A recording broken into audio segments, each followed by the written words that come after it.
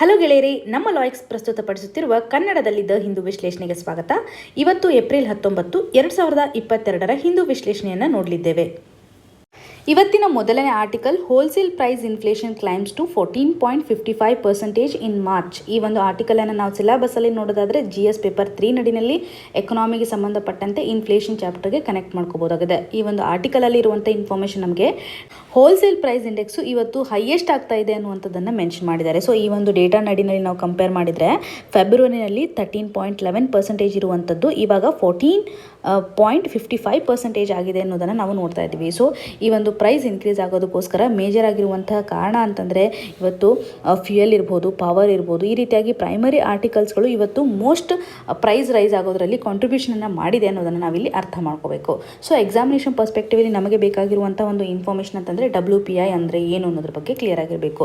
ಈ ಒಂದು ಇಂಡೆಕ್ಸನ್ನು ನಾವು ಯಾವಾಗ ಕ್ಯಾಲ್ಕುಲೇಟ್ ಮಾಡ್ತೀವಿ ಅಂತಂದರೆ, ಫಾರ್ಮರ್ಸ್ಗಳು ಫಸ್ಟ್ ಟೈಮ್ ಒಂದು ಪ್ರೊಡಕ್ಷನನ್ನು ಮಾಡಿದ್ದಾರೆ. ಯಾವುದೇ ಒಂದು ಕ್ರಾಪನ್ನು ಎಕ್ಸಾಂಪಲ್ ತಗೊಂಡಾಗ ಈ ಒಂದು ಕ್ರಾಪನ್ನು ಅವರು ಸೆಲ್ ಮಾಡಬೇಕಂತಂದರೆ ಫಸ್ಟ್ ಮಂಡೀಸ್ಗಳಿಗೆ ಅಥವಾ APMCಗಳಿಗೆ ರೀಚ್ ಆಗ್ತಾರಲ್ಲ, ಫಸ್ಟ್ ಟೈಮ್ ಅವ್ರು ಏನು ಮಾಡ್ತಾರೆ, ಈ ಒಂದು ಪ್ರಾಡಕ್ಟನ್ನು ಸೆಲ್ ಮಾಡ್ತಾ ಇರ್ತಾರೆ. ಸೊ ಈ ಒಂದು ಪ್ರೊಡಕ್ಷನ್ ಸೆಲ್ ಮಾಡುವಾಗ ಎಷ್ಟು ಪ್ರೈಸ್ ಇರುತ್ತಲ್ಲ ಅದನ್ನು ಹೋಲ್ಸೇಲ್ ಪ್ರೈಸ್ ಅಂತ ಕರಿತೀವಿ. ರೀಟೇಲ್ ಪ್ರೈಸ್ ಅಂತಂದರೆ ಯಾವಾಗ ಇದು ಕನ್ಸಂಪ್ಷನ್ ಲೆವೆಲಿಗೆ ಬರುತ್ತೆ ಅಥವಾ ಕನ್ಸಂಪ್ಷನ್ ಗೂಡ್ಸ್ ಅಂತ ಯಾವಾಗ ಕರಿತೀವಲ್ಲ ಅದನ್ನು ರೀಟೇಲ್ ಪ್ರೈಸ್ ಅಂತ ಕರಿತೀವಿ. ಈ ಒಂದು ರೀಟೇಲ್ ಪ್ರೈಸನ್ನು ನಾವು CPI ಅಥವಾ ಕನ್ಸ್ಯೂಮರ್ ಪ್ರೈಸ್ ಇಂಡೆಕ್ಸ್ ಅಂತ ಸಪ್ರೇಟಾಗಿ ಕ್ಯಾಲ್ಕುಲೇಟ್ ಮಾಡಲಾಗುತ್ತೆ. ಇದರಲ್ಲೂ ಗೂಡ್ಸ್ ಆ್ಯಂಡ್ ಸರ್ವಿಸ್ಗಳನ್ನು ಕನ್ಸಿಡರ್ ಮಾಡ್ತಾರೆ ಅನ್ನುವಂಥದ್ದು. ಇನ್ನು WPIನಲ್ಲಿ ನಾವು ಗೂಡ್ಸನ್ನು ಕ್ಯಾಲ್ಕುಲೇಟ್ ಮಾಡುವಾಗ ಎಷ್ಟು ಪ್ರೈಸ್ ಇರುತ್ತೆ, ಸ್ಟಾರ್ಟಿಂಗ್ ಬಂದು ಸೆಲ್ ಆದಾಗ ಎಷ್ಟು ಪ್ರೈಸನ್ನು ಕನ್ಸಿಡರ್ ಮಾಡ್ತಾರೆ ಅನ್ನುವಂಥದ್ದು. ಇದರ ಒಂದು ಬೇಸ್ ಇಯರನ್ನು ನಾವು ಕನ್ಸಿಡರ್ ಮಾಡಿದರೆ 2012 ಇದರ ಬೇಸ್ ಇಯರ್ ಇದೆ ಅನ್ನುವಂಥದ್ದು. ಇದರಲ್ಲಿ ಮೇಜರ್ ಆಗಿ 3 ಗ್ರೂಪ್ಸ್ಗಳಿದ್ದಾವೆ ಅನ್ನೋದು ನಿಮಗೆ ಕ್ಲಿಯರ್ ಆಗಿರಬೇಕು. ಒಂದು ಮ್ಯಾನುಫ್ಯಾಕ್ಚರಿಂಗ್ ಪ್ರೊಡಕ್ಟ್ಸ್, ಪ್ರೈಮರಿ ಆರ್ಟಿಕಲ್ಸ್ ಮತ್ತು ಫ್ಯೂಯಲ್ ಆ್ಯಂಡ್ ಪವರ್ ಅನ್ನುವಂಥದ್ದು. ಮ್ಯಾನುಫ್ಯಾಕ್ಚರಿಂಗ್ ಪ್ರೊಡಕ್ಟ್ಸಲ್ಲಿ ಸರಿಸುಮಾರು 65% ಟೋಟಲ್ ವೇಟೇಜ್ ಇದೆ. ಸೊ ಹೈಯೆಸ್ಟ್ ವೇಟೇಜ್ ಇರೋದು ಮ್ಯಾನುಫ್ಯಾಕ್ಚರ್ಡ್ ಪ್ರಾಡಕ್ಟ್ ಅನ್ನುವಂಥದ್ದು ಕ್ಲಿಯರ್ ಇರಲಿ. ಇನ್ನು ಪ್ರೈಮರಿ ಆರ್ಟಿಕಲ್ಸಲ್ಲಿ ಫುಡ್ ಬರುತ್ತೆ, 20.1% ಇರುತ್ತೆ. ಮತ್ತು ಫ್ಯೂಯಲಲ್ಲಿ ಕಡಿಮೆ ಅಂತಂದರೆ 14.9%. ಜನರಲ್ ಆಗಿ ನಿಮ್ಗೆ ಗೊತ್ತಿದ್ರೆ ಸಾಕು. ಮ್ಯಾನುಫ್ಯಾಕ್ಚರಿಂಗ್ ಪ್ರಾಡಕ್ಟ್ ಹೈಯೆಸ್ಟ್ ವೇಟೇಜ್ ಇದೆ ಅನ್ನೋದು ಕ್ಲಿಯರ್ ಕಟ್ಟಾಗಿ ನಿಮ್ಗೆ ಗೊತ್ತಿರಲಿ. ಅದ್ರ ಮೇಲೆ ಕ್ವಶನ್ಸನ್ನು ಫ್ರೇಮ್ ಮಾಡ್ಬೋದು. WPIಯನ್ನು ಯಾರು ಕ್ಯಾಲ್ಕುಲೇಟ್ ಮಾಡ್ತಾರೆ ಅಂತಂದರೆ ministry of commerce and industry. So ಇಷ್ಟು ನಮಗೆ WPIಗೆ ಸಂಬಂಧಪಟ್ಟಂತೆ ಬ್ಯಾಕ್ಗ್ರೌಂಡಲ್ಲಿ ಬೇಕಾಗಿರುವಂಥ ಇನ್ಫಾರ್ಮೇಷನು. ಇನ್ನು CPI ಅಂದರೆ ಏನು ಅನ್ನೋದ್ರ ಬಗ್ಗೆ ಹೇಳೋದಾದರೆ, ಕನ್ಸ್ಯೂಮರ್ ಪ್ರೈಸ್ ಇಂಡೆಕ್ಸ್ ಅಂತ ಕನ್ಸಿಡರ್ ಮಾಡೋದು. ಯಾವಾಗ ಇದು ಕನ್ಸಂಪ್ಷನ್ ಲೆವೆಲ್ಗೆ ಒಂದು ಗೂಡ್ ಅಥವಾ ಸರ್ವಿಸ್ ಬರುತ್ತಲ್ಲ, ಯಾವಾಗ ಇದು ಕಸ್ಟಮರ್ ಹತ್ರ ಹೋಗುತ್ತಲ್ಲ, ಆವಾಗ ಎಷ್ಟು ಪ್ರೈಸ್ ಇರುತ್ತೆ ಅನ್ನೋದನ್ನು ನಾವು ಕನ್ಸ್ಯೂಮರ್ ಪ್ರೈಸ್ ಅಂತೀವಿ. ಇದರ ಒಂದು ಬೇಸ್ ಇಯರ್ ಸಹ 2012 ಇದೆ ಅನ್ನೋದು ಕ್ಲಿಯರ್ ಆಗಿ ಗೊತ್ತಿರಲಿ. ಯಾವ ಮಿನಿಸ್ಟ್ರಿ ಇದನ್ನು ಕ್ಯಾಲ್ಕುಲೇಟ್ ಮಾಡುತ್ತೆ ಅನ್ನೋದನ್ನು ಕಮೆಂಟ್ ಸೆಕ್ಷನಲ್ಲಿ ನೀವೇ ಮೆನ್ಷನ್ ಮಾಡಬೇಕು. ಇದರಲ್ಲಿ ಹೈಯೆಸ್ಟ್ ವೇಟೇಜ್ ಯಾವುದಿದೆ ಅಂತಂದರೆ ಫುಡ್ ಆ್ಯಂಡ್ ಬ್ಯೂರೇಜಸ್ ಅನ್ನೋದು ಕ್ಲಿಯರ್ ಆಗಿ ಗೊತ್ತಿರಲಿ. ಸೊ ನಾವು WPIನಲ್ಲಿ ನೋಡಿದ್ವಿ, ಮ್ಯಾನುಫ್ಯಾಕ್ಚರಿಂಗ್ ಪ್ರೊಡಕ್ಟ್ಸ್ ಅನ್ನೋದು ಹೈಯೆಸ್ಟ್ ವೇಟೇಜ್ ಇದೆ. CPI ನಡಿನಲ್ಲಿ ಫುಡ್ ಆ್ಯಂಡ್ ಬ್ಯೂರೇಜಸ್ಸು ಹೈಯೆಸ್ಟ್ ಅಥವಾ ಮ್ಯಾಕ್ಸಿಮಮ್ ವೇಟೇಜನ್ನು ಕೊಟ್ಟಿದೆ ಅನ್ನೋದು. ಅದರಲ್ಲೂ CPI ಕಂಬೈನ್ಡ್ ನಡಿನಲ್ಲಿ ನೋಡ್ತಾ ಇದ್ದೀವಿ ಅನ್ನೋಂಥದ್ದು. ಇದರಲ್ಲಿ ನಾವು 4 ಟೈಪ್ಸ್ ನೋಡ್ತೀವಿ. ಅಗೇನ್ CPIನಲ್ಲಿ ಇಂಡಸ್ಟ್ರಿಯಲ್ ವರ್ಕರ್ಸ್ ಇರ್ಬೋದು, ಮತ್ತು ಅಗ್ರಿಕಲ್ಚರ್ ಲೇಬರ್ಗೆ ಸಂಬಂಧಪಟ್ಟಂತೆ, ರೂರಲ್ ಲೇಬರ್ಸ್ಗೆ ಸಂಬಂಧಪಟ್ಟಂತೆ, ರೂರಲ್ ಮತ್ತು ಅರ್ಬನ್ ಕಂಬೈನ್ಡ್, ಈ ರೀತಿಯಾದಂಥ ಕೆಟಗರೀಸನ್ನು ಸಹ ನೋಡ್ಬೋದು. ನೀವು ಕಮೆಂಟ್ ಸೆಕ್ಷನಲ್ಲಿ ಮೆನ್ಷನ್ ಮಾಡಬೇಕಾಗಿರುವಂಥದ್ದು CPIಯನ್ನು ಯಾರು ಕ್ಯಾಲ್ಕುಲೇಟ್ ಮಾಡ್ತಾರೆ, ಯಾವ ಮಿನಿಸ್ಟ್ರಿ ಅಂಡರಲ್ಲಿ ಬರುತ್ತೆ ಅನ್ನೋದನ್ನು ಕಮೆಂಟ್ ಸೆಕ್ಷನಲ್ಲಿ ಮೆನ್ಷನ್ ಮಾಡಿ.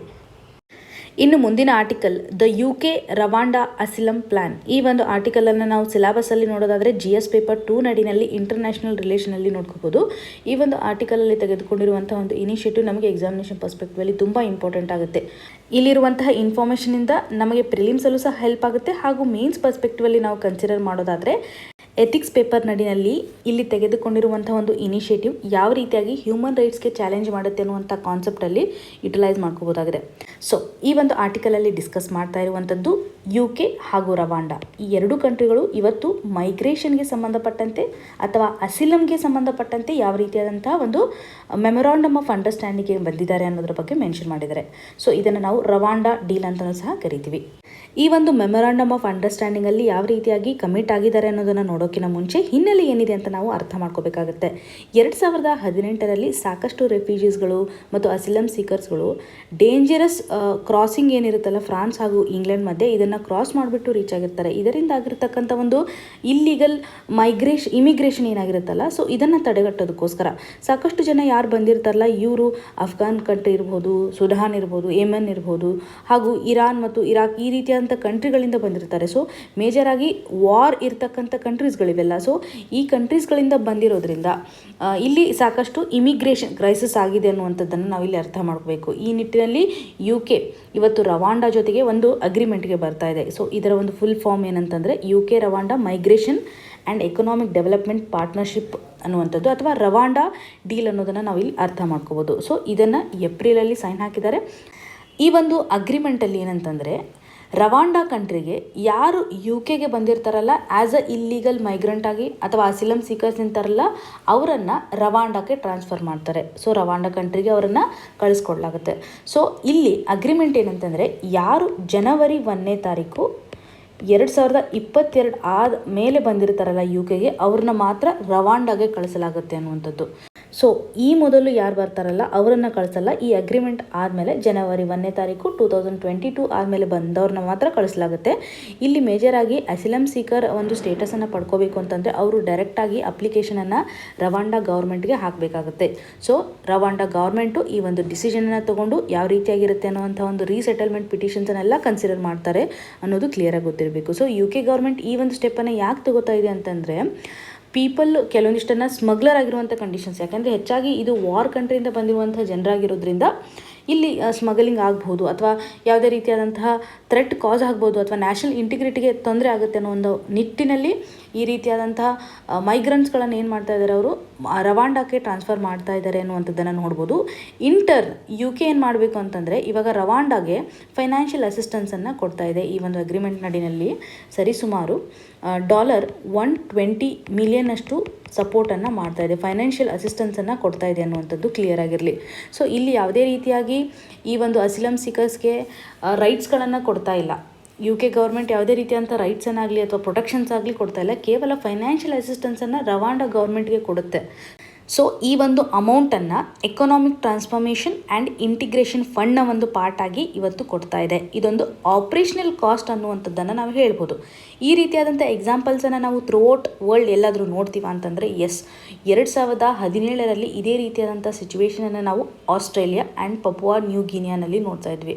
ಸೊ ಆಸ್ಟ್ರೇಲಿಯಾನೂ ಸಹ ಇದೇ ರೀತಿಯಾದಂತಹ ಸಿಚುವೇಷನ್ಸನ್ನು ತಡೆಗಟ್ಟೋದಕ್ಕೋಸ್ಕರ ಪೀಪಲ್ ಸ್ಮಗ್ಲಿಂಗ್ ಮಾಡುವಂಥ ಕಂಡೀಷನ್ಸನ್ನು ತಡೆಗಟ್ಟೋದಕ್ಕೋಸ್ಕರ ಈ ರೀತಿಯಾದಂಥ ಪಾಲಿಸಿಯನ್ನು ತರ್ತಿದ್ರು. ಬಟ್ ಪ್ರಾಪರ್ ಆಗಿ ನಾವು ಈ ಒಂದು ಇನಿಷಿಯೇಟಿವ್ನಿಂದ ಅಷ್ಟೊಂದು ಸ್ಮಗ್ಲಿಂಗನ್ನು ತಡೆಗಟ್ಟಕ್ಕಾಗ್ತಿಲ್ಲ ಅನ್ನುವಂಥದ್ದನ್ನು ನೋಡ್ಬೋದು. ಹಾಗೂ ಈ ಒಂದು ಇನಿಷಿಯೇಟಿವ್ಸ್ಗೆ ಸಂಬಂಧಪಟ್ಟಂತೆ ಮೇಜರ್ ಕನ್ಸರ್ನ್ ಅಂತಂದರೆ ರವಾಂಡಾದಲ್ಲಿ ಹ್ಯೂಮನ್ ರೈಟ್ಸ್ಗೆ ಸಂಬಂಧಪಟ್ಟಂತೆ ರಿಮಾರ್ಕಬಲ್ ರೆಕಾರ್ಡನ್ನು ನೋಡ್ತಾ ಇಲ್ಲ. ಅಂದರೆ ಹ್ಯೂಮನ್ ರೈಟ್ಸನ್ನು ಎತ್ತಿ ಹಿಡಿಯೋದ್ರಲ್ಲಿ ಇವತ್ತು ಸರ್ಕಾರ ಸಾಕಷ್ಟು ಎಫರ್ಟ್ಸನ್ನು ಹಾಕ್ತಾ ಇಲ್ಲ. ಸರ್ಕಾರದ ಒಂದು ಕ್ರಿಟಿಕ್ಸ್ ಏನಿದೆ ಅಲ್ಲ ಹ್ಯೂಮನ್ ರೈಟ್ಸ್ಗೆ ಸಂಬಂಧಪಟ್ಟಂತೆ ಇದು ತುಂಬ ಸೈಲೆನ್ಸ್ ಆಗಿದೆ ಅನ್ನೋವಂಥ ಒಂದು ಮಾತನ್ನು ಸಹ ಇಲ್ಲಿ ಮೆನ್ಷನ್ ಮಾಡಿದ್ದಾರೆ.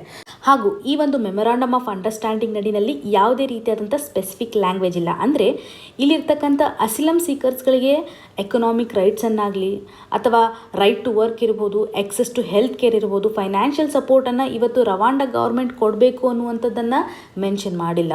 ಸೊ ಇಲ್ಲಿ ರೀಲೊಕೇಶನ್ಸ್ ಏನೋ ಆಗ್ತಾ ಇದೆ, ಯಾರು UK ಕಡೆ ಹೋಗ್ತಾರಲ್ಲ ಅವರನ್ನು ರವಾಂಡಕ್ಕೆ ಕಳಿಸ್ಕೊಡ್ಲಾಗುತ್ತೆ ಅನ್ನುವಂಥದ್ದು. ಸೊ ಇಲ್ಲಿ ನಾವು ನೋಡ್ತಾ ಇದ್ದೀವಿ ಕೇವಲ ಇವತ್ತು UK ಗೌರ್ಮೆಂಟು ರವಾಂಡಾಗೆ ಫೈನಾನ್ಷಿಯಲ್ ಅಸಿಸ್ಟೆನ್ಸನ್ನು ಮಾತ್ರ ಕೊಡ್ತಾ ಇದೆ. ಅಲ್ಲಿರುವಂತಹ ಜನರ ಹ್ಯೂಮನ್ ರೈಟ್ಸ್ ಪ್ರೊಟೆಕ್ಷನ್ಗೆ ಸಂಬಂಧಪಟ್ಟಂತೆ ಯಾವುದೇ ರೀತಿಯಾದಂಥ ಡೈಲಾಗ್ಸ್ಗಳು ಈ ಒಂದು ಮೆಮೊರಾಂಡಮ್ ಆಫ್ ಅಂಡರ್ಸ್ಟ್ಯಾಂಡಿಂಗ್ ನಡಿನಲ್ಲಿ ಇಲ್ಲ ಅನ್ನುವಂಥದ್ದು ನಮಗೆ ಕ್ಲಿಯರ್ ಆಗಿ ಗೊತ್ತಿದ್ದರೆ ಈ ಒಂದು ಆರ್ಟಿಕಲಿಂದ ಬೇಕಾಗಿರುವಂಥ ಇನ್ಫಾರ್ಮೇಷನ್ನು ಸಫಿಷಿಯೆಂಟ್ ಆಗಿ ಹೆಲ್ಪ್ ಆಗುತ್ತೆ. ಇನ್ನು ಮುಂದಿನ article, cryptos and a central bank digital currency are not the same thing. ಈ ಒಂದು ಆರ್ಟಿಕಲನ್ನು ನಾವು ಸಿಲೆಬಸ್ಸಲ್ಲಿ ನೋಡೋದಾದರೆ GS ಪೇಪರ್ 2 ನಡಿನಲ್ಲಿ ಗವರ್ಮೆಂಟ್ ಪಾಲಿಸೀಸ್ ಆ್ಯಂಡ್ ಇಂಟರ್ವೆನ್ಷನ್ಸ್ ಹಾಗೂ GS ಪೇಪರ್ 3 ನಡಿನಲ್ಲಿ ಎಕನಾಮಿಗೆ ಸಂಬಂಧಪಟ್ಟಂತೆ ಕನೆಕ್ಟ್ ಮಾಡ್ಕೋಬೋದು. ಸೊ ಆರ್ಟಿಕಲಲ್ಲಿರುವಂಥ ಕಂಟೆಕ್ಸ್ಟ್ ನಮಗೆ ಏನು ಹೇಳ್ತಾ ಇದೆ ಅಂತಂದರೆ reserve bank of India soon central bank digital ಕರೆನ್ಸಿಯನ್ನು ರಿಲೀಸ್ ಮಾಡುತ್ತೆ ಅನ್ನುವಂಥದ್ದು. ಸೊ ಇಲ್ಲಿ ಮೇಜರಾಗಿ ನಾವು ಅರ್ಥ ಮಾಡ್ಕೋಬೇಕಾಗಿರುವಂಥದ್ದು ಈ ಒಂದು ಇನಿಷಿಯೇಟಿವನ್ನು ಫೈನಾನ್ಸ್ ಮಿನಿಸ್ಟ್ರು ಯೂನಿಯನ್ ಬಜೆಟ್ 2022 ಮತ್ತು 2023ರಲ್ಲಿ ಅನೌನ್ಸ್ ಮಾಡಿದ್ದಾರೆ. RBIನೂ ಸಹ ಕ್ರಿಪ್ಟೋ ಕರೆನ್ಸಿಗೆ ಸಂಬಂಧಪಟ್ಟಂತೆ ಸಾಕಷ್ಟು ಬ್ಯಾಡ್ ಒಪಿನಿಯನ್ ಇರೋದನ್ನು ನೋಡ್ಬೋದು. ಈ ಒಂದು ಕ್ರಿಪ್ಟೋ ಕರೆನ್ಸಿಗೆ ಪಾಂಜಿ ಸ್ಕೀಮ್ಗಿನೂ ವರ್ಸ್ಟ್ ಕಂಡೀಷನ್ ಅನ್ನುವಂಥದ್ದನ್ನು ನೋಡ್ತಾ ಇದ್ದೀವಿ. ಇಲ್ಲಿ ನಾವು ಸಾಕಷ್ಟು ರಿಸ್ಟ್ರಿಕ್ಷನ್ಸನ್ನು ಅಥವಾ ಲಿಜಿಟಿಮೈಸ್ಡ್ ಆಗಿರ್ತಕ್ಕಂಥ ಕಂಡೀಷನನ್ನು ಕ್ರಿಪ್ಟೋ ಕರೆನ್ಸಿಗೆ ಸಂಬಂಧಪಟ್ಟಂತೆ ತಂದಿದ್ದಾರೆ ಅನ್ನೋದನ್ನು ನಾವಿಲ್ಲಿ ಅರ್ಥ ಮಾಡ್ಕೋಬೇಕು. ಅಂದರೆ ಕ್ರಿಪ್ಟೋ ಕರೆನ್ಸಿಗೆ ಸಂಬಂಧಪಟ್ಟಂತೆ ಟ್ಯಾಕ್ಸನ್ನು ಇನ್ಕ್ರೀಸ್ ಮಾಡುವಂಥ ಒಂದು ಸಜೆಷನ್ಸನ್ನು RBI ಯಾವ ರೀತಿಯಾಗಿ ಕೊಟ್ಟಿದೆ ಅನ್ನೋದನ್ನು ನಾವಿಲ್ಲಿ ಅರ್ಥ ಮಾಡ್ಕೋಬೋದು ಅಥವಾ ಕನೆಕ್ಟ್ ಮಾಡ್ಕೋಬೋದು. ಸೊ ಇಲ್ಲಿ ಮೇಜರಾಗಿ ಈ ಒಂದು ಆರ್ಟಿಕಲಿಂದ ನಾವು ಅರ್ಥ ಮಾಡ್ಕೋಬೇಕಾಗಿರುವಂಥ ಇಂಪಾರ್ಟೆಂಟ್ ಥಿಂಗ್ ಅಂತಂದರೆ ಇವತ್ತು ಕ್ರಿಪ್ಟೋ ಕರೆನ್ಸಿ ಹಾಗೂ ಸೆಂಟ್ರಲ್ ಬ್ಯಾಂಕ್ ಡಿಜಿಟಲ್ ಕರೆನ್ಸಿಗೂ ಏನು ಡಿಫ್ರೆನ್ಸ್ ಇದೆ ಅನ್ನೋದ್ರ ಬಗ್ಗೆ ಕ್ಲಿಯರ್ ಆಗಿ ಅರ್ಥ ಮಾಡ್ಕೋಬೇಕು. ಸೊ ಮೊದಲು ಕ್ರಿಪ್ಟೋ ಕರೆನ್ಸಿ ಅಂತಂದರೆ ಫಾರ್ ಎಕ್ಸಾಂಪಲ್ ಇವಾಗ ಬಿಟ್ಕಾಯಿನ್ಸ್ ಅಂತ ನೋಡ್ತೀವಿ, ನ್ಯೂಸಲ್ಲಿ ಸಾಕಷ್ಟು ಬರ್ತೀವಿ, ಬಿಟ್ಕಾಯಿನ್ಸ್ ಬಗ್ಗೆ ಹೇಳ್ತಾ ಇರ್ತಾರೆ, ಅಥವಾ ಬಿಟ್ಕಾಯಿನ್ಸ್ಗೆ ಸಂಬಂಧಪಟ್ಟಂಥ ಮೆಸೇಜಸ್ಗಳನ್ನು ಆ್ಯಡ್ಗಳನ್ನು ಸಹ ನಾವು ರಿಸೀವ್ ಮಾಡ್ತಾ ಇದ್ದೀವಿ.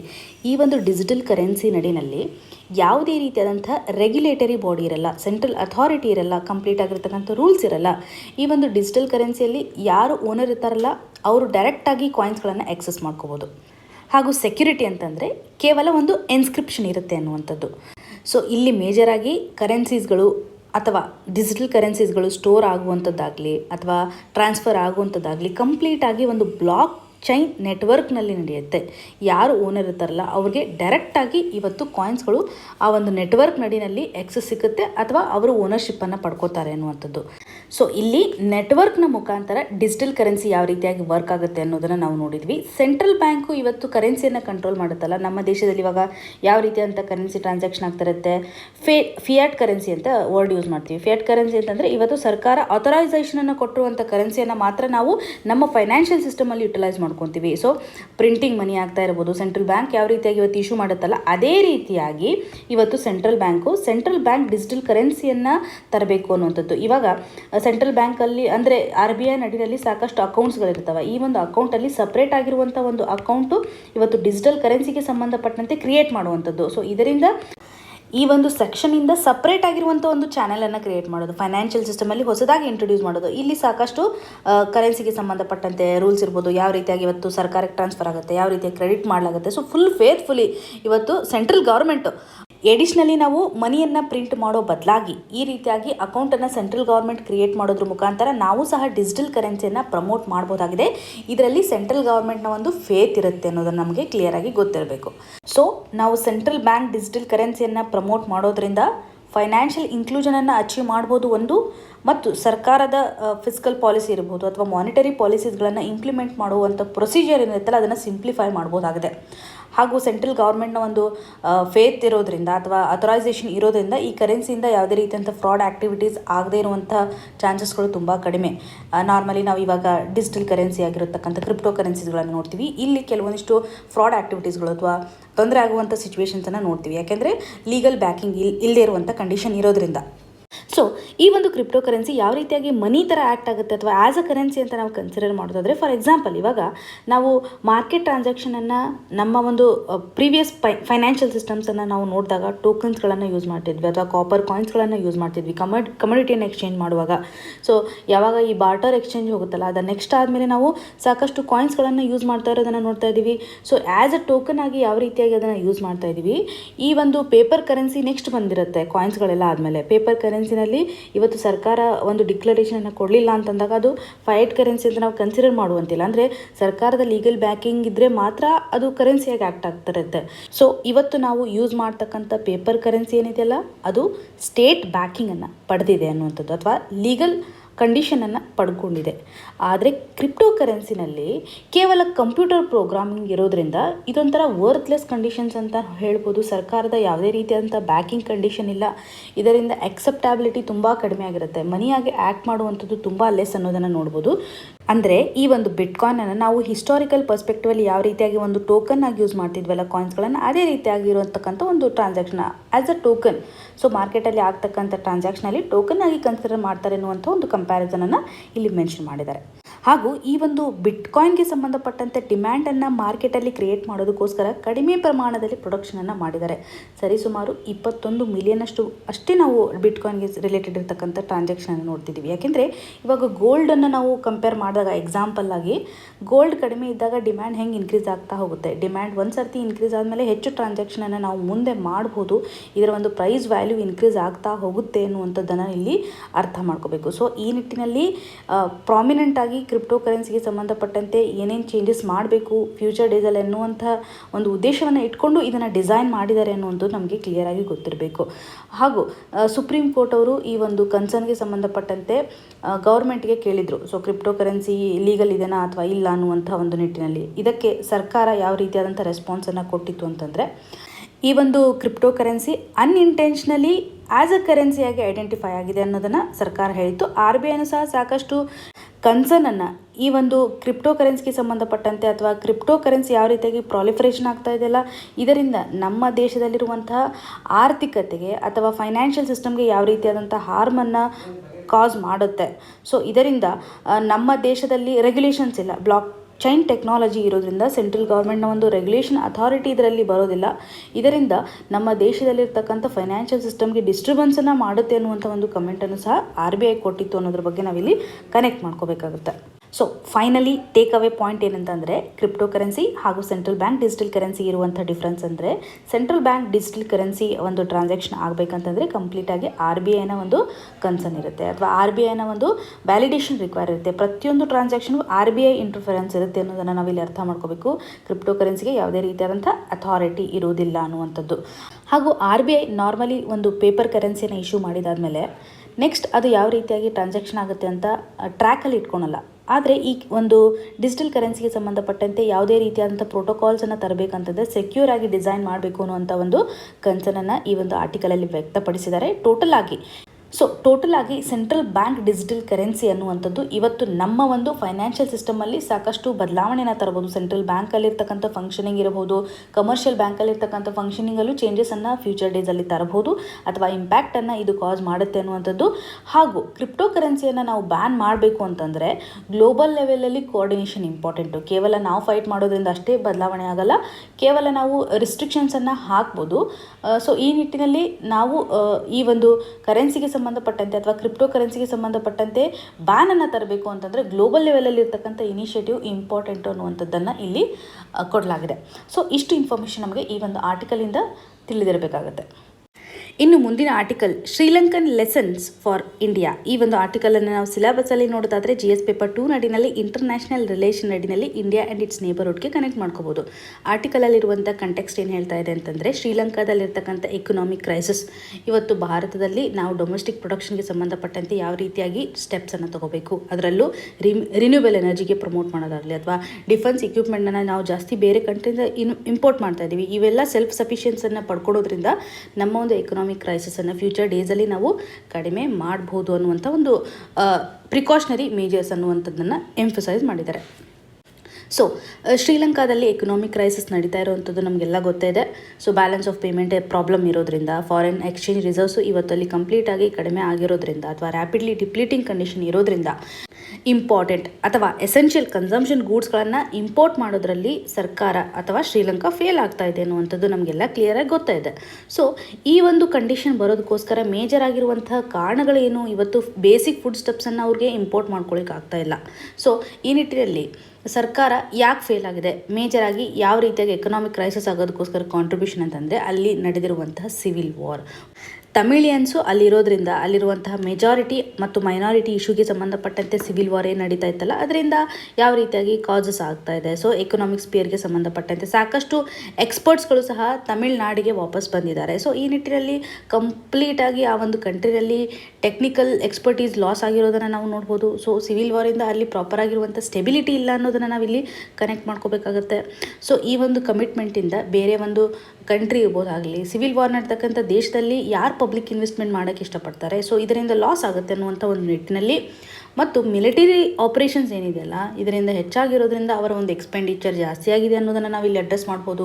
ಸೊ ಮಾರ್ಕೆಟ್ ಎಕಾನಮಿಗೆ ಸಂಬಂಧಪಟ್ಟಂತೆ ಟೈಮ್ ಟು ಟೈಮ್ ಇಶ್ಯೂವನ್ನು ಅಡ್ರೆಸ್ ಮಾಡ್ತಿರಲಿಲ್ಲ. ಅಂದರೆ ಈ ಒಂದು ಸಿವಿಲ್ ವಾರ್ನಿಂದ ಸಾಕಷ್ಟು ಸ್ಟ್ರೆಸ್ಗಳು ಮಲ್ಟಿ ಡೈಮೆನ್ಷನಲ್ಲಿ ಅಥವಾ ಮಾರ್ಕೆಟ್ ಲೆವೆಲಲ್ಲಿ ಕನೆಕ್ಟ್ ಮಾಡಿದಾಗ ಸಾಕಷ್ಟು ತೊಂದರೆ ಆಗಿದೆ. ಈ ಒಂದು ಮಿಲಿಟರಿ ಸ್ಪಿಯರ್ ಇರ್ಬೋದು, ಟೆಕ್ನಿಕಲ್ ಎಕ್ಸ್ಪರ್ಟ್ಸ್ಗಳನ್ನು ಲೂಸ್ ಮಾಡ್ಕೊಳೋದಿರ್ಬೋದು, ಇನ್ಸ್ಟೆಬಿಲಿಟಿ ಅಂತಂದಾಗ ಈ ಸಿವಿಲ್ ವಾರಿಂದ ಸಾಕಷ್ಟು ಇನ್ವೆಸ್ಟ್ಮೆಂಟನ್ನು ಎಕ್ಸ್ಪೆಂಡಿಚರನ್ನು ಮಾಡಬೇಕಾಗತ್ತೆ ಅನ್ನುವಂಥದ್ದು, ಹಾಗೂ ಇನ್ವೆಸ್ಟ್ಮೆಂಟು ಲಾಸ್ ಆಗುತ್ತೆ ಅನ್ನುವಂಥ ಒಂದು 4-5 ಪಾಯಿಂಟನ್ನು ನಾವು ಇಲ್ಲಿ ಕನೆಕ್ಟ್ ಮಾಡ್ಕೋಬೋದು. ಸೊ ಈ ಒಂದು ವಾರಿಂದ ಅಲ್ಲಿರುವಂತಹ ಸೋಷಿಯಲ್ ಲೈಫ್ ಏನಿದೆಯಲ್ಲ, ಸೋಷಿಯಲ್ ಡೆವಲಪ್ಮೆಂಟು ಹ್ಯಾಂಪರ್ ಆಗಿದೆ. ಈ ಒಂದು ಸೋಷಿಯಲ್ ಲೈಫ್ ಹ್ಯಾಂಪರ್ ಆಗಿರೋದ್ರಿಂದ ಅಲ್ಲಿರುವಂತಹ ಜನರ ಒಂದು ಪ್ರೊಡಕ್ಟಿವಿಟಿ ಏನಿದೆಯಲ್ಲ ಅದು ಕಡಿಮೆ ಆಗ್ತಾ ಬರ್ತಾ ಇದೆ. ಸೊ ಈ ಒಂದು ಪ್ರೊಡಕ್ಟಿವಿಟಿಯಿಂದ ಎಕನಾಮಿಕ್ ಗ್ರೋತ್ಗೂ ಸಹ ಎಷ್ಟೊಂದು ಎಫೆಕ್ಟ್ ಆಗಿದೆ ಅನ್ನೋದನ್ನು ನಾವಿಲ್ಲಿ ಕನೆಕ್ಟ್ ಮಾಡ್ಕೋಬೋದು. ಸೊ ಇಲ್ಲಿ ಭಾರತ ಸರ್ಕಾರ ಯಾವ ರೀತಿಯಾಗಿ ಶ್ರೀಲಂಕಾದಲ್ಲಿ ಕ್ರೈಸಿಸ್ ನಡೀತಾ ಇದೆಯಲ್ಲ, ಈ ಒಂದು ಸಿಚುವೇಶನಿಂದ ಯಾವ ರೀತಿಯಾಗಿ ಪಾಠವನ್ನು ಕಲ್ತ್ಕೋಬೇಕು ಅಥವಾ ಯಾವ ರೀತಿಯಾಗಿ ನಾವು ಸಹ ನಮ್ಮ ಪಾಲಿಸಿನಲ್ಲಿ ಚೇಂಜಸ್ ಬರಬೇಕು ಅಂದಾಗ ಮೇಜರಾಗಿ ಶ್ರೀಲಂಕಾದಲ್ಲಿರ್ತಕ್ಕಂಥ ಪೊಲಿಟಿಕ್ಸ್ ಏನಿದೆಯಲ್ಲ ಅದು ಎಕನಾಮಿಗೆ ಎಫೆಕ್ಟ್ ಆಗಿದೆ. ಸೊ ಪೊಲಿಟಿಕ್ಸ್ಗೆ ಸಂಬಂಧಪಟ್ಟಂತೆ ನಾವು ನೋಡೋದಾದರೆ ಹಾಗೂ ಅಲ್ಲಿರುವಂಥ ಎಕನಾಮಿಕ್ ಪಾಲಿಸೀಸ್ಗಳು ಏನಿರ್ತಾವಲ್ಲ ಅವೆಲ್ಲ ಸಹ ಜನರಿಗೆ ವೆಲ್ಫೇರ್ ಆಗಿರುವಂಥದ್ದು, ಅಂದರೆ ಪಾಪ್ಯುಲರಿಸ್ಟಿಕ್ ಆಗಿರ್ತಕ್ಕಂಥ ಪಾಲಿಸೀಸ್ಗಳನ್ನು ಸರ್ಕಾರ ತಂದಿರುವಂಥದ್ದು. ವೆಲ್ಫೇರ್ಗೋಸ್ಕರ ಹೆಚ್ಚಿನ ಎಕ್ಸ್ಪೆಂಡಿಚರನ್ನು ಮಾಡೋದ್ರಿಂದ ಸರ್ಕಾರದಲ್ಲಿರ್ತಕ್ಕಂಥ ರೆವಿನ್ಯೂ ಇವತ್ತು ಕಡಿಮೆ ಆಗಿದೆ. ಫಾರ್ ಎಕ್ಸಾಂಪಲ್, ಇವಾಗ ಗರ್ಲ್ಸ್ಗಳಿಗೆ ಬೈಸಿಕಲ್ಸ್ಗಳನ್ನು ಕೊಡೋದಾಗಲಿ ಅಥವಾ ಟೆಲಿವಿಷನ್ಸ್ಗಳನ್ನು ಫ್ಯಾಮಿಲಿಗೆ ಡಿಸ್ಟ್ರಿಬ್ಯೂಷನ್ ಮಾಡೋದಾಗಲಿ, ಈ ರೀತಿಯಾದಂಥ ವೆಲ್ಫೇರ್ ಸ್ಕೀಮ್ಸ್ಗಳೇನಿದಾವಲ್ಲ ಇದು ಸರ್ಕಾರ ನೆಕ್ಸ್ಟ್ ಒಂದು ಎಲೆಕ್ಷನ್ಗೆ ಬೇಕಾಗಿರುವಂಥ ಓಟ್ಸನ್ನು ಪಡೆದುಕೊಳ್ಳೋದಕ್ಕೋಸ್ಕರ ತಾಗುತ್ತೆ. ಅಂದರೆ ಇಲ್ಲಿ ಅವಶ್ಯಕತೆ ಇರದೇ ಇರುವಂಥ ಸ್ಕೀಮ್ಸ್ಗಳನ್ನು ಅದನ್ನ ಪಾಪ್ಯುಲರೈಸ್ ಮಾಡೋದ್ರ ಮುಖಾಂತರ ಸರ್ಕಾರದ ಒಂದು ರೆವಿನ್ಯೂ ಕಡಿಮೆ ಆಗ್ತಾ ಹೋಗುತ್ತೆ. ಪಬ್ಲಿಕ್ ಫೈನಾನ್ಸಿಂಗ್ ಮಾಡೋದ್ರಿಂದ ನಮ್ಮ ಒಂದು ಅಕೌಂಟಲ್ಲಿ ಇವತ್ತು ಕನ್ಸ್ಟ್ರೈನ್ ಆಗಿರುವಂಥ ಒಂದು ಸಿಚುವೇಶನ್ಸನ್ನು ನೋಡ್ತಾ ಇದ್ದೀವಿ. ಸೊ ನಮ್ಮ ಒಂದು ರೆವಿನ್ಯೂ ಇವತ್ತು ಲಿಮಿಟೆಡ್ ಇದೆ ಅಂತಂದಾಗ ಈ ರೀತಿಯಾದಂಥ ಪಾಪ್ಯುಲರೈಸ್ ಇರ್ತಕ್ಕಂಥ ಸ್ಕೀಮ್ಸ್ಗಳನ್ನು ಮಾಡೋದು ತಪ್ಪಾಗುತ್ತೆ. ಯಾಕೆಂದರೆ ಇದರಲ್ಲಿ ಕ್ರೌಡ್ ಔಟ್ ಸ್ಪೆಂಡಿಂಗ್ ಏನಿದೆಯಲ್ಲ ಇದು ಸರ್ಕಾರದ ಒಂದು ಪ್ರೊಡಕ್ಟಿವ್ ಕೆಪಾಸಿಟಿಯನ್ನು ಡಿಕ್ರೀಸ್ ಮಾಡ್ತಾ ಬರ್ತಾ ಇದೆ. ಸೊ ಇಲ್ಲಿ ನಾವು ಮೇಜರಾಗಿ ಇಂಪಾರ್ಟೆಂಟ್ ಕನ್ಸರ್ನ್ಸ್ಗಳನ್ನು ಅಡ್ರೆಸ್ ಮಾಡಬೇಕು. ಹೆಲ್ತ್ಗೆ ಸಂಬಂಧಪಟ್ಟಂತೆ ನೆಸೆಸಿಟಿ ಏನಿರುತ್ತಲ್ಲ ಆ ಒಂದು ಕನ್ಸರ್ನಲ್ಲಿ ಮಾತ್ರ ಸ್ಕೀಮ್ಸ್ಗಳನ್ನು ತರೋದಾಗಲಿ, ಇನ್ಫ್ರಾಸ್ಟ್ರಕ್ಚರ್ಗೆ ಸಂಬಂಧಪಟ್ಟಂತೆ ಅಥವಾ ಸ್ಕೂಲ್ ಹಾಸ್ಪಿಟಲ್ಸ್ಗಳನ್ನು ಡೆವಲಪ್ಮೆಂಟ್ ಮಾಡೋದರಲ್ಲಿ ಇನ್ವೆಸ್ಟ್ಮೆಂಟನ್ನು ಮಾಡಬೇಕು ಹೊರತಾಗಿ ಓಟ್ಸ್ಗಳನ್ನು ಪಡ್ಕೋಬೇಕು, ನೆಕ್ಸ್ಟ್ ಎಲೆಕ್ಷನಲ್ಲಿ ಗೆಲ್ಲಬೇಕು ಅನ್ನುವಂಥ ಒಂದು ಇಂಟೆನ್ಷನ್ ಇಟ್ಕೊಂಡು ಪಾಲಿಸೀಸ್ಗಳನ್ನು ತರಬಾರ್ದು ಸರ್ಕಾರ ಅನ್ನುವಂಥದ್ದನ್ನು ನಾವಿಲ್ಲಿ ಗಮನ ಹರಿಸಬೇಕು. ಯಾಕೆಂದರೆ ಇವತ್ತು ಸರ್ಕಾರದ ಒಂದು ರೆವಿನ್ಯೂ ಅಂತಂದರೆ ನಾವೆಲ್ಲ ಕೊಟ್ಟಿರುವಂತಹ ಟ್ಯಾಕ್ಸ್ಗಳು. ಸೊ ಈ ಒಂದು ಟ್ಯಾಕ್ಸಿಂದನೇ ಅವರು ಈ ರೀತಿಯಾಗಿ ಪಾಪ್ಯುಲರಿಸ್ಟಿಕ್ ಸ್ಕೀಮ್ಸ್ ನಡಿನಲ್ಲಿ ಸರ್ಕಾರ ಹೆಚ್ಚು ಎಕ್ಸ್ಪೆಂಡಿಚರ್ ಮಾಡೋದ್ರಿಂದ ಇದೊಂದು ಎಥಿಕಲ್ ಇಶ್ಯೂ ಆಗಿ ಕನ್ಸಿಡರ್ ಆಗುತ್ತೆ. ಇವತ್ತು ಸರ್ಕಾರ ಹೆಚ್ಚು ಎಕ್ಸ್ಪೆಂಡಿಚರ್ ಮಾಡೋದ್ರಿಂದ ರೆವಿನ್ಯೂ ಖಾಲಿ ಆಗ್ತಾ ಹೋಗುತ್ತೆ. ನಮ್ಮ ಒಂದು ಕನ್ಸಂಪ್ಷನ್ಗೆ ನಾವು ಫ್ಯೂಚರ್ ಜನ್ರೇಷನು ಸಹ ಪೇ ಮಾಡುವಂಥ ಒಂದು ಕಂಡೀಷನನ್ನು ಕ್ರಿಯೇಟ್ ಮಾಡ್ಬೋದು. ಫ್ಯೂಚರ್ ಜನ್ರೇಷನಲ್ಲಿ ಹೆಚ್ಚು ಟ್ಯಾಕ್ಸು ರೇಟ್ ಇನ್ಕ್ರೀಸ್ ಆಗ್ಬೋದು ಅನ್ನುವಂಥದ್ದನ್ನು ನಾವಿಲ್ಲಿ ಕನೆಕ್ಟ್ ಮಾಡ್ಕೋಬೇಕು. ಸೊ ಈ ನಿಟ್ಟಿನಲ್ಲಿ ಸರ್ಕಾರ ಯಾವ ರೀತಿಯಾಗಿ ಸ್ಟೆಪ್ಸನ್ನು ತಗೋಬೇಕು, ಪಾಲಿಸಿಗೆ ಸಂಬಂಧಪಟ್ಟಂತೆ ಯಾವ ರೀತಿಯಾದಂಥ ಕರೆಕ್ಷನ್ಸನ್ನು ಮಾಡ್ಕೋಬೇಕು ಅನ್ನುವಂಥದ್ದನ್ನು ಶ್ರೀಲಂಕಾದಿಂದ ನಾವು ಇವತ್ತು ಅರ್ಥ ಮಾಡ್ಕೋಬೇಕಾಗತ್ತೆ. ಹಾಗೂ ಎಕನಾಮಿಗೆ ಸಂಬಂಧಪಟ್ಟಂತೆ ಕಂಪೇರೇಟಿವ್ ಅಡ್ವಾಂಟೇಜ್ ಅನ್ನುವಂಥ ಒಂದು ಥಿಯರಿಯನ್ನು ಇಲ್ಲಿ ಎಂಫಸೈಸ್ ಮಾಡಿದ್ದಾರೆ. ಈ ಒಂದು ಥಿಯರಿ ಪ್ರಕಾರ ಪರ್ಟಿಕ್ಯುಲರ್ ಕಂಟ್ರಿ ತನ್ನ ದೇಶದಲ್ಲಿರ್ತಕ್ಕಂಥ ಒಂದು ಪಾಸಿಟಿವ್ ಪಾಯಿಂಟನ್ನು ಅಥವಾ ಪ್ರೊಡಕ್ಷನ್ಗೆ ಸಂಬಂಧಪಟ್ಟಂತೆ ಕಂಪ್ಲೀಟಾಗಿ ಸ್ಪೆಷಲೈಸೇಷನನ್ನು ಪಡ್ಕೋಬೇಕು. ಆಮೇಲೆ ಅವರು ಫಾರಿನ್ ಟ್ರೇಡ್ಗೆ ಸಂಬಂಧಪಟ್ಟಂತೆ ಇಂಪಾರ್ಟೆನ್ಸನ್ನು ಕೊಡಬೇಕಾಗುತ್ತೆ ಅಥವಾ ಫಾರಿನ್ ಟ್ರೇಡ್ ಮೇಲೆ ಅವರು ರಿಲೇ ಆಗ್ಬೋದು ಅಥವಾ ಡಿಪೆಂಡ್ ಆಗ್ಬೋದು ಅನ್ನುವಂಥದ್ದು.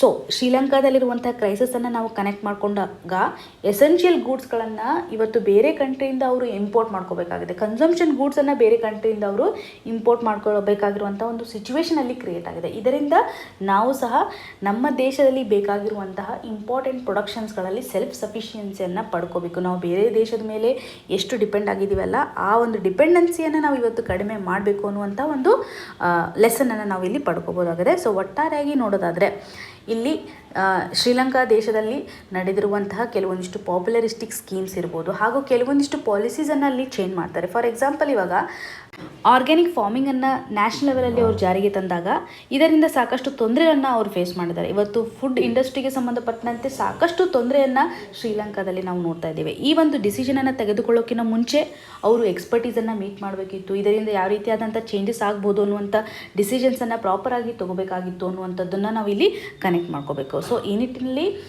ನಾವು ಸಹ ಯಾವ ರೀತಿಯಾಗಿ ಮಿಸ್ಟೇಕ್ಸನ್ನು ಅರ್ಥ ಮಾಡ್ಕೋಬೇಕು ಮತ್ತು ಡೊಮೆಸ್ಟಿಕ್ ಪ್ರೊಡಕ್ಷನಲ್ಲಿ ಏನೇನು ಚೇಂಜಸನ್ನು ತರಬೇಕು, ಯಾವ ಸೆಕ್ಟರ್ಸ್ಗಳಲ್ಲಿ ಇವತ್ತು ಚೇಂಜಸನ್ನು ತರಬೇಕು, ಸೆಲ್ಫ್ ಸಫಿಷಿಯನ್ಸಿಯನ್ನು ನಾವು ಪಡ್ಕೋಬೇಕು ಅನ್ನುವಂಥದ್ದನ್ನು ಗಮನ ಹರಿಸಬೇಕು. ಆಯಿಲ್ ಸೀಡ್ಸ್ ಆಗಿರ್ಬೋದು ಅಥವಾ ರೆವೆನ್ಯೂ ಎನರ್ಜಿ ಆಗಿರ್ಬೋದು, ಡಿಫೆನ್ಸ್ ಇಕ್ವಿಪ್ಮೆಂಟ್ಸ್ ಇರ್ಬೋದು, ಈ ರೀತಿಯಾಗಿ ಹಲವಾರು ಸೆಕ್ಟರ್ಸ್ಗಳನ್ನು ನಾವು ಇವತ್ತು ಫೋಕಸ್ ಮಾಡಬೇಕು ಅನ್ನುವಂಥ ಪಾಯಿಂಟನ್ನು ಇಲ್ಲಿ ಎಂಫಸೈಸ್ ಮಾಡಿದ್ದಾರೆ. ಸೊ ಈ ಒಂದು ಆರ್ಟಿಕಲಲ್ಲಿರುವಂತಹ ಡೈಮೆನ್ಷನ್ಸ್ಗಳನ್ನು ನಾವು ಮೇನ್ಸ್ ಪರ್ಸ್ಪೆಕ್ಟಿವಲ್ಲಿ ಯುಟಿಲೈಸ್ ಮಾಡ್ಕೋಬೋದಾಗಿದೆ. ಇವತ್ತಿನ question of the day section ಅಡಿನಲ್ಲಿ ಪಾಲಿಟಿಗೆ ಸಂಬಂಧಪಟ್ಟಂತೆ ಪ್ರೀವಿಯಸ್ ಇಯರಲ್ಲಿ ಕೇಳಿರುವಂಥ ಕ್ವಶನನ್ನು ಕೊಡಲಾಗಿದೆ. ಇದಕ್ಕೆ ಸರಿಯಾದ ಉತ್ತರವನ್ನು ಕಮೆಂಟ್ ಸೆಕ್ಷನಲ್ಲಿ ಮೆನ್ಷನ್ ಮಾಡಿ. ಇವತ್ತು ಡಿಸ್ಕಸ್ ಮಾಡಿರುವಂತಹ ಎಲ್ಲ ಆರ್ಟಿಕಲ್ಸ್ಗಳು ನಿಮಗೆ ನೀಟಾಗಿ ಅರ್ಥ ಆಗಿದೆ ಅಂತ ಭಾವಿಸ್ತಾ ಇದ್ದೀನಿ. ನಿಮ್ಗೆ ಏನೇ ಕನ್ಸರ್ನ್ ಇದ್ರೂ ಸಹ ಕಮೆಂಟ್ ಸೆಕ್ಷನಲ್ಲಿ ಮೆನ್ಷನ್ ಮಾಡಿ ಅಂತ ಹೇಳ್ತಾ ಆಲ್ ದ ವೆರಿ ಬೆಸ್ಟ್. ಧನ್ಯವಾದಗಳು.